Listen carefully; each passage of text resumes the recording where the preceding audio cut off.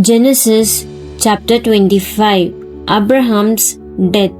Abraham took another wife whose name was Keturah. She gave birth to Zimran, Jokshna, Medan, Midian, Ishbak and Sua. Jokshna was the father of Seba and Dedan. The sons of Dedan were Ashrim, Letushim, Laimim. The sons of Midian were Ephah, Epher, Hanok, Abida, and Eldab. All these were the sons of Keturah. Now Abraham gave everything that he had to Isaac, but to the sons of his concubines Hagar and Keturah, Abraham gave gifts while he was still living, and he sent them to the east country away from Isaac his son of promise. The days of Abraham life were 175 years. Then Abraham breathed his last, and he died at a good old age, an old man who was satisfied with life, and he was gathered to his people who had preceded him in death. So his sons Isaac and Ishmael buried him in the cave of Machpelah in the field of Ephron, the sons of Zohar the Hittite, which is east of Mamre, the field which Abraham purchased from the sons of Heth. There Abraham was buried with Sarah his wife. Now after the death of Abraham, God blessed his son Isaac, and Isaac lived at Beer-lahai, descendants of Ishmael. Now these are the records of the descendants of Ishmael, Abraham's son, whom Hagar the Egyptian, Sarah's maid, bore to Abraham.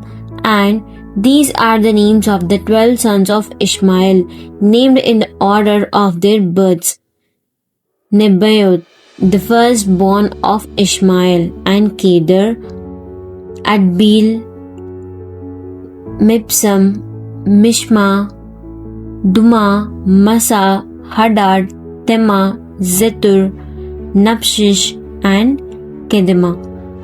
These are the sons of Ishmael, and these are their names by their settlements and by their encampments. 12 princes, sheikhs, according to their tribes. Ishmael lived 137 years. Then he breathed his last and died, and was gathered to his people who had preceded him in death. Ishmael's son descendants settled from Havilah to Shur, which is east of Egypt. As one goes toward Assyria, he settled opposite east of all his relatives. Isaac's sons. Now these are the records of descendants of Isaac, Abraham's son. Abraham was the father of Isaac. Isaac was 40 years old when he married Rebekah, the daughter of Bethuel, the Aramean Syrian of Padan Aram, the sister of Laban the Aramean. Isaac prayed to the Lord for his wife because she was unable to conceive children, and the Lord granted his prayer, and Rebekah his wife conceived twins. But the children struggled together within her, kicking and sowing one another. And she said, "If it is so that the Lord has heard our prayer, why then am I this way?"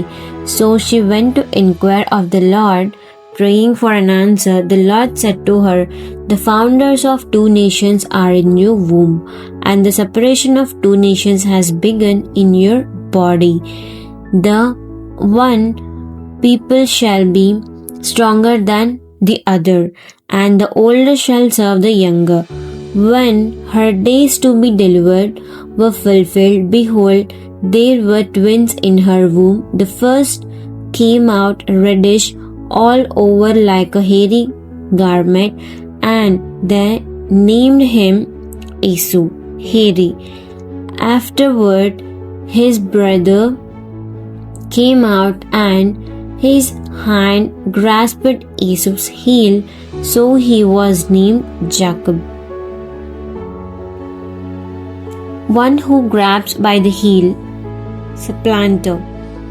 Isaac was 60 years old when Rebekah gave birth to them. When the boys grew up, Esau was an able and skilled hunter, a man of outdoors, but Jacob was a quiet and peaceful man living in tents. Now Isaac loved and favored Esau because he enjoyed eating his game.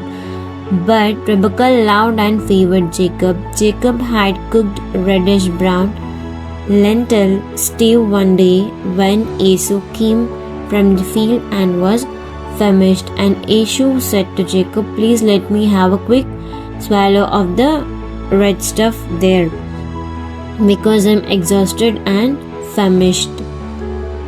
For that reason, Esau was also called Edom, red. Jacob answered, "First sell me your birthright, the rights of a firstborn." Esau said, "Look, I'm about to die if I do not eat soon. So, of what use is this first right to me?" Jacob said, "Swear an oath to me today that you are selling it to me for this food." So he swore an oath to him and sold him his birthright. Then Jacob gave Esau bread and lentil stew, and he ate and drank and got up and went on his way. In this way, Esau scorned his birthright.